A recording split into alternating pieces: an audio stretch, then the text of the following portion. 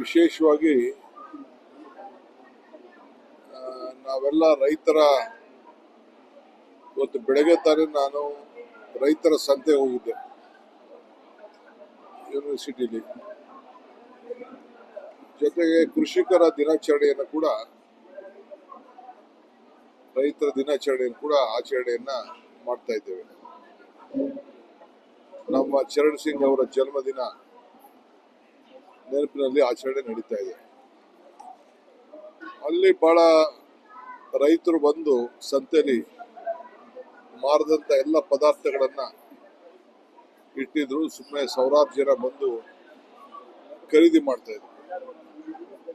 ನನಗೂ ನೋಡಿ ಬಹಳ ಸಂತೋಷ ಆಯ್ತು. ಸುಮಾರು 3-4 ಗಂಟೆ ಮಾತಾಡ್ಬಿಟ್ಟು ಬಂದಿದ್ದಾರೆ.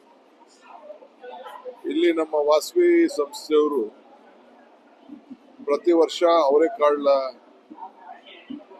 ಅದರಿಂದ ಒಂದು ದೊಡ್ಡ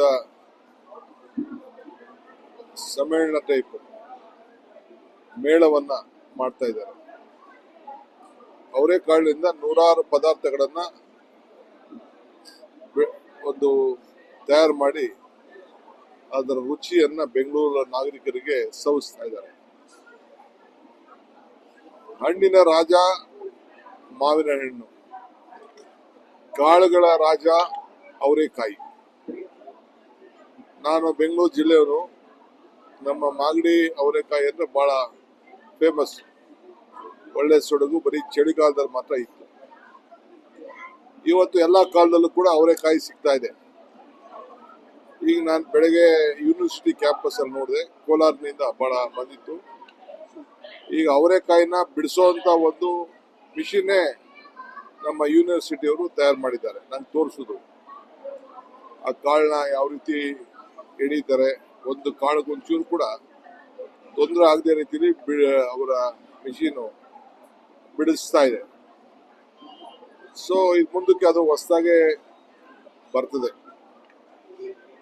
ಇವತ್ತೇನು ಈ ಸಂಸ್ಥೆಯವರು ಮಾಡ್ತಾ ಇದ್ದಾರೆ, ಸುಮಾರು 5-6 ಲಕ್ಷ ಜನ ಬಂದು ಇವತ್ತು ಬೆಂಗಳೂರು ನಗರದಲ್ಲಿ ಇದರಲ್ಲಿ ಬಂದು ನಾನೀಗ ನೋಡ್ತಾ ಇದ್ದೀನಿ.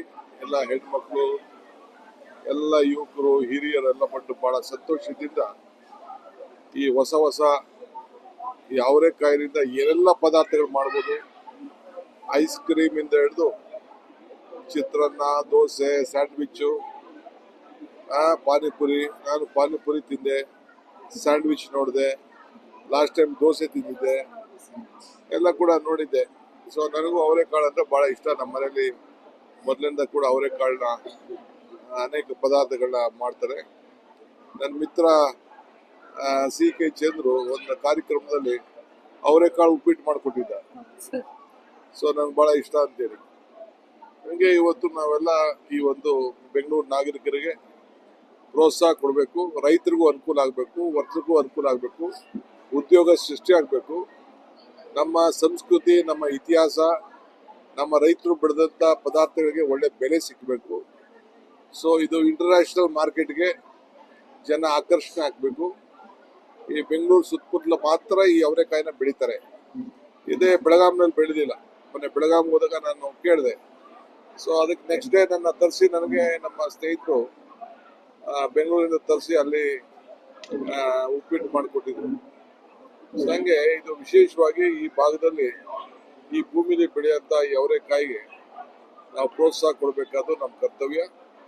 ಸೊ ಅವರೆಕಾಯಿ ಅಂದ್ರೆ ಮಧ್ಯದಲ್ಲಿ ಹೊಲದಲ್ಲಿ ರಾಗಿ ಪಕ್ಕದಲ್ಲಿ ಒಂದು ಸಾಲ್ ಬೆಳೀತಾರೆ. ಅದು ನಮ್ಮ ಮನೆಯಲ್ಲೆಲ್ಲ ನನಗೆ ಅವರೆಕಾಯಿ ಬೆಳೆಯೋದನ್ನು ನಾನು ಗಮನಿಸಿದ್ದೇನೆ. ಮಧ್ಯ ರಾಗಿ ಬೆಳೀತಾರೆ, ಒಂದು ಜೋಳ ಅದ್ರ ಪಕ್ಕದಲ್ಲಿ ಅವರೇ ಬೆಳೀತಾರೆ. ಇದು ಫುಲ್ ರೆಗ್ಯುಲರ್ ಆಗಿ ಹೊಲ ಫುಲ್ ಹಾಕುವುದಿಲ್ಲ. ಸೊ ನನಗೆ ಅನುಭವ ಇದೆ. ಈಗೇನಾದ್ರು ಟೆಕ್ನಾಲಜಿ ಚೇಂಜ್ ಆಗಿ ಗೊತ್ತಿಲ್ಲ ನನಗೆ. ನಾನು ನೋಡಿದ್ದೇನೆ. ಸೊ ಬಂದು ಬೆಂಗಳೂರು ನಾಗರಿಕರಿಗೆ ನೀವು ಇದನ್ನ ಸರಿಯಾದ ರೀತಿಯಲ್ಲಿ ಗಮನಿಸಿ ಉಪಯೋಗಿಸ್ಕೊಳ್ಳಿ. ಒಳ್ಳೇದಾಗ್ಲಿ. ಈ ರುಚಿ ನಮ್ಮ ಈ ಕರ್ನಾಟಕದ ಬೆಂಗಳೂರು ಸುತ್ತಮುತ್ತಲಿನ ಬೆಂಗಳೂರು ಜಿಲ್ಲೆ ಮತ್ತು ಎಲ್ಲ ನಮ್ಮ ರೈತರ ಬದುಕಿಗೆ ಒಳ್ಳೇದಾಗ್ಲಿ. ಸೊ ವರ್ತಕರಿಗೂ ಒಳ್ಳೇದಾಗ್ಲಿ. ಆಮೇಲೆ ವಾಸವಿ ನಮ್ಮ ತಂಡದವರು 42 ವರ್ಷ ಆಯ್ತಾ,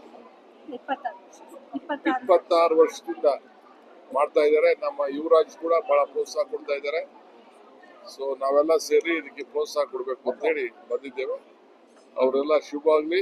ನಾಗರಿಕರು 4ನೇ ತಾರೀಕುವರೆಗೂ ಈ ಕಾರ್ಯಕ್ರಮ ಇರ್ತದೆ, ಬಂದು ಉಪಯೋಗಿಸ್ಕೊಳ್ಳಿ, ಸವಿರಿ, ಸಂತೋಷವಾಗಿರ್ಬೇಕು ಅಂತ ನಿಮ್ಗೆಲ್ಲ ನಾನು ಶುಭ ಹಾರೈಸ್ತೇನೆ. ಹೊಸ ವರ್ಷ ನಿಮ್ಮೆಲ್ಲರೂ ಕೂಡ ಒಳ್ಳೇದಾಗ್ಲಿ. ಹೊಸ ವರ್ಷ 2026 ನಿಮ್ಮ ಬದುಕಿನಲ್ಲಿ ಇನ್ನ ಹೆಚ್ಚಿಗೆ ಶಕ್ತಿ ತುಂಬಲಿ, ಸಂತೋಷ ಆಗಿರ್ಬೇಕು ಅಂತೇಳಿ ನಾನು ಆಶಿಸ್ತಾ ಇದ್ದೇನೆ. ಎಲ್ಲರಿಗೂ ನಮಸ್ಕಾರ.